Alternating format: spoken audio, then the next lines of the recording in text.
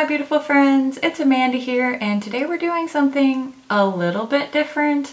Different for me, not different for YouTube. Today's video is a spin on the assumptions tag that was going around maybe a month or two ago, where a YouTuber will ask their subscribers, their followers, to make assumptions about them, and then they respond to those assumptions and tell you whether they're true or not. But I get so many assumptions about what it's like being in social media, working on YouTube, working on Instagram. I thought it would be fun / sometimes infuriating to hear your assumptions about what it's like to do this kind of work, and then maybe I can share a little bit more of what it's like behind the scenes. Now, I can only speak to my experience. I think everybody's work and approach, process, success level, experience in general is just completely different, so I can only speak to my experience. And let's get into the assumptions. This is the very first one I got. It says, "You don't go for daring looks and are boring with what you wear." Okay, well, I don't know if you mean what I wear like clothing wise, because you'd be dead on there. Obviously, I wear hoodies and v-neck t-shirts all the time.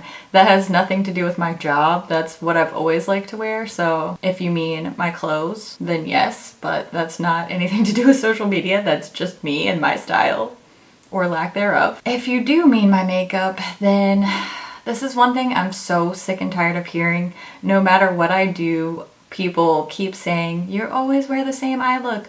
Let's just let some of my recent work speak for itself. I've been going way out of the box, doing all different kinds of looks. These are not wearable, quote unquote, everyday neutral looks. I have been doing all kinds of colors, techniques, textures. I don't know what else you want from me. Just because I'm not doing cut creases and winged liner and fake lashes, that somehow makes me boring, even though that's what everybody else does. No shade. If that's what you want to wear, that's fine, but I'm not doing what everybody else does. This one says, "It takes hours to edit even a small video." In some ways this is true. I've gotten my rhythm down more with editing, and I'm a lot more comfortable with my software. I was first using iMovie, and now I use Final Cut Pro. I'm a lot more comfortable with Final Cut Pro now. From start to finish, I would say on average, it takes me about 10 hours to make each video, and I make 3 videos a week. So that includes things like testing the products, researching, comparing, actually filming, and then editing. Some videos are a lot quicker than that. I've got my process down and I can do it a lot more quickly. And others take a lot of time. Some videos take me like a couple of days to film. So I'd say a good safe average is like 10 hours per video, start to finish. The next one says, "It takes a lot of time but makes a good amount of money." It takes a lot of time. No, most people out here are not making a good amount of money.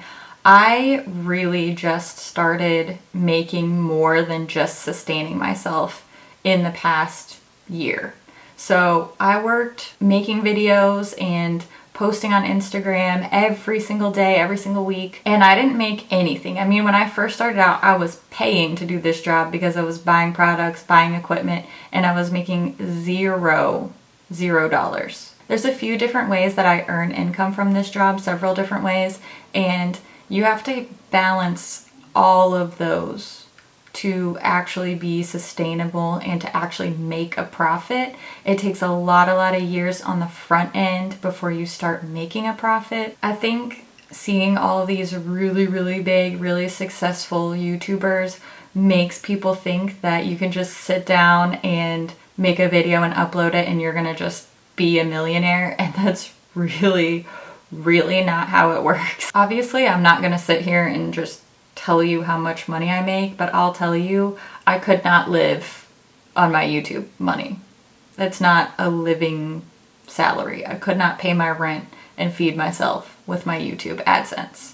That's for sure. That's why you need a lot of different revenue sources. It is a lot of work. It takes a lot of work, but it does not make good money unless you have, 5 million subscribers, then you probably make good money. A lot of the assumptions were about money, like you're rich or you get paid lots of money for likes and views. My Instagram is not monetized at all. I don't get paid per like. I don't even really get paid per view. AdSense is really complicated. I don't even completely understand it enough to explain it. But no, I don't get paid a lot of money for likes and views. I'm definitely not rich. The majority of the assumptions were about that. I'm here to tell you, I can only speak from my experience, but no, I'm not making a ton of money. I'm not getting rich off YouTube. I'll tell you that for sure. A lot of these assumptions are also about like getting hate and troll comments and stuff like that. You deal with people constantly judging and criticizing you. To a degree, that's true. I think that I'm fortunate, first of all, that just so many people who watch me are just nice human beings that don't do that kind of thing. Plus, I am a small channel, so I'm not attracting the amount of just mass hate that a lot of these really, really big people are getting. Thank goodness for that. Thick skin and empathy towards stupidity is needed. True. Overwhelming and constant scrutiny. I don't find it overwhelming. There are times when I feel overwhelmed. Not by the scrutiny, but maybe just I feel overwhelmed by the amount of messages that come to me in a day. Keep in mind that I'm posting 3 videos a week on YouTube, so those are all getting comments. Plus, I post every single day on Instagram, and those are getting comments. Plus, I get Instagram DMs. I get hundreds of emails, and all of that contact is like coming at me constantly all day, every day. Plus, I still have my regular social contact with my family and my friends and my personal life, my personal text messages, my personal Facebook friends. So I do get overwhelmed, but it's not really by the scrutiny. It's just by the mass amount of like social energy it takes to interact all the time. That's part of the reason why I no longer respond to all my YouTube comments. Something just has to give, and I was getting really, really burnt out by all that social contact. So I do not try to answer all my YouTube comments anymore. I just can't. I do read them. I do appreciate them. I'm just one person. I'm making all of this content. Plus, I am a human with a life and a family, and I really don't want to spend my time entirely on work. I really needed to find a balance, and that's part of the way that I'm finding a balance. I don't answer all my DMs. I don't answer all my comments because I don't want to burn out. I still want to make great content, and I still want to hang out with you guys and not just fizzle out. So, overwhelming, that is true. Other people say stressful AF. It's a lot more work than people think it is. Yes, for sure. At one point when I was really trying to build up, I think I was working like 90 hours per week. So it kind of burns me a little bit when people are like, oh, this is a side job, or it's a hobby, or sometimes I see comments that's like PR being free stuff. Like I work 90 hours a week to get that stuff, and I can't pay my bills with concealer. It's definitely not free. Maybe that's another video for another time, but yeah, it's a lot more work than people think it is. Easily spending 30 hours a week on YouTube, posting every day on Instagram, so I'm probably spending like 20-ish hours a week on my Instagram content. Now I'm also freelancing for brands, so I take photos for beauty brands' social media accounts. So I'm also doing that, which in and of itself is almost a full-time job. Plus I have to answer all those emails and comments, and yeah. Okay, we'll just wrap it up. You get the point. It's a lot more work than people think it is. The work is literally never done. True. This kind of leads nicely into this next assumption that says you're never offline. There was a time, like I said, when I was working like 90 plus hours a week on all my socials, that I was on my phone, I was on my computer, I was in here filming all the time. And it was stressful, and I feel like my own personal mental health really suffered for that. My time with my family and friends really suffered for that. So there was a time when that was true. I mean, when I started my Instagram, which is still my main focus is my Instagram. When I started off, I posted every single day. Every day for over 2 years straight. I never took a day away. I didn't take a day away on Christmas, on vacations. I had a lumpectomy. I had a tumor removed from my boob, and I still pre-prepared a post to go up that day once I got out of surgery because I was so dedicated to building up Makeup.Just.For.Fun that that's not healthy. Like, I was proud of that because I felt like I was showing my dedication so much. And I still think that's true to a degree, but I was definitely doing it at the expense of my own health and wellness. So now that's not true. I am no longer constantly online. I put it away. When I'm at the dinner table with my family, with my husband, it's a no phone zone. I set aside times, especially on the weekends. I'm not as active. That's why I don't post videos on the weekends. I am really so much better about taking time away. And if you're in the same boat as me, I totally understand. I understand the struggle. I understand that like drive, but don't burn yourself out. Don't drive yourself crazy over it, because that's what I was doing. Here's a funny one to lighten the mood. You narrate all your activities even when the camera isn't on. Not true. Although I think that's hilarious. I think more people who are consuming a lot of beauty videos are more likely to do that. I am such a work mode or not work mode type of person that when I'm not in work mode, I'm not constantly thinking about filming and thinking about editing, and I really do kind of shut that part off as much as I can. I mean, keep in mind, this is my house. I'm in my house all the time. I work in my house, so I really have to separate the two. So no, but that is funny. This one says, I assume you have a lot of time to spend with family. I spend the same amount of time with my family as anybody else who has a full-time job. I do work Monday through Friday from 9 until 5, just like everybody else. My son goes to school during the day. My husband goes to work during the day. So I don't have more time with my family than anybody else. I do have more flexibility. So if my son was sick or if anybody needs anything in my family, I do have that flexibility. But in general, I keep a regular work schedule just like anybody else. You get all the beauty products you could ever want through PR. This is both true and not true. I still buy a ton of makeup. I'd be willing to bet that I purchase more than the average makeup consumer does, even though I do get a ton of stuff in PR. I'm so thankful for that, and I could not run this channel. I would not be where I am now if brands weren't willing to take a chance on me and send me product for my channel. But there's still a ton of stuff that comes out that I purchase just like everybody else. Either I'm not on that brand's PR list, like Anastasia Beverly Hills, I'm not on their PR list. I freaking love their products and I buy their products just like everybody else who loves their products because I want to use them, I want to try them, I want to test them for my channel. And a lot of the brands that do have me on their PR list, they don't send every single thing to every single person. So a lot of these brands that I love and you see featured a lot on my channel, for example, MAC and Too Faced, they don't send me every single thing, which is fine. I don't expect them to. I like supporting them because I like their brands, I like their products, so I still purchase a bunch of stuff from MAC, from Too Faced, and drugstore stuff. Anything that I see that I want to talk about, I'm more than happy to purchase it. So yes, I get so many great products and I am so thankful for them, but my makeup budget for the year, which I justify by it being a work expense, is hefty. There's a comma in the budget for the year.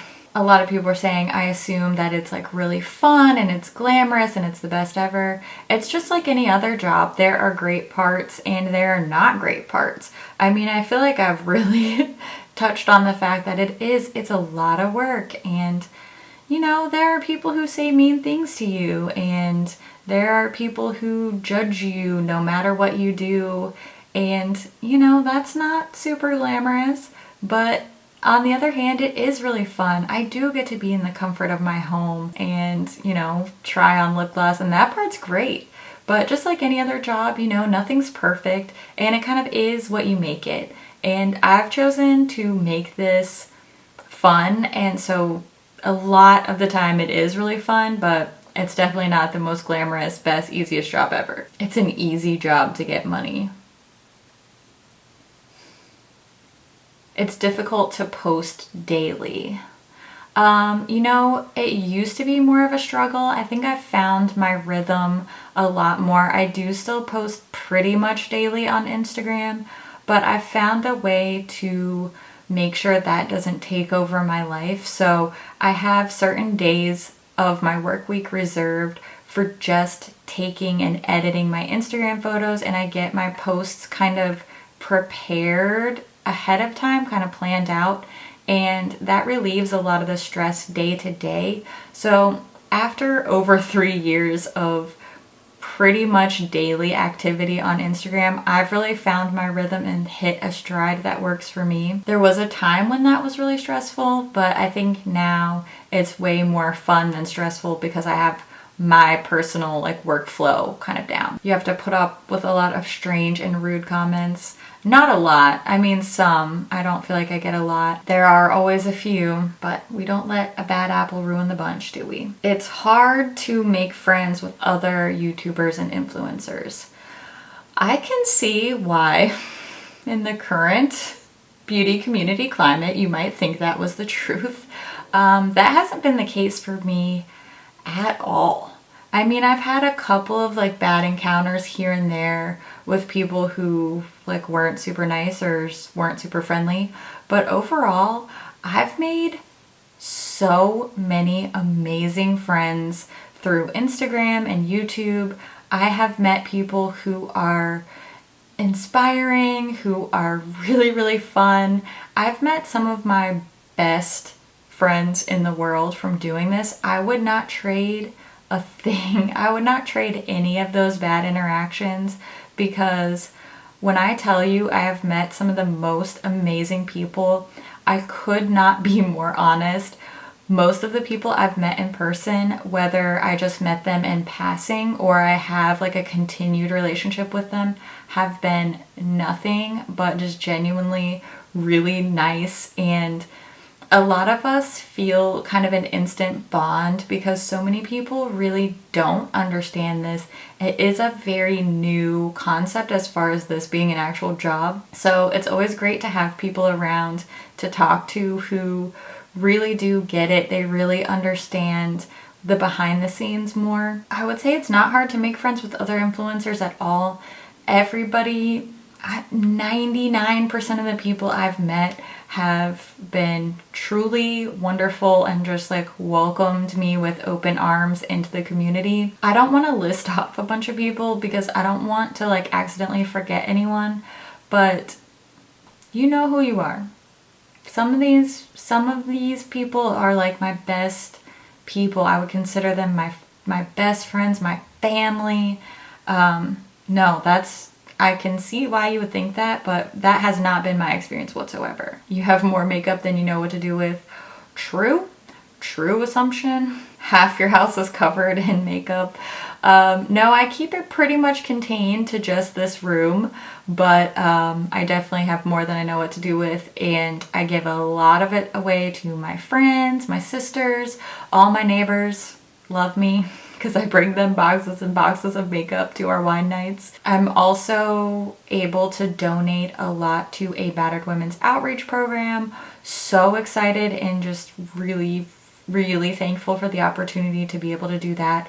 So as a turn of phrase, yes, I have more than I know what to do with, but honestly, like, I have good stuff that I do with it. I promise it's not just going to waste. It goes to people who will use it, love it, appreciate it. So someone said it brings a lot of anxiety.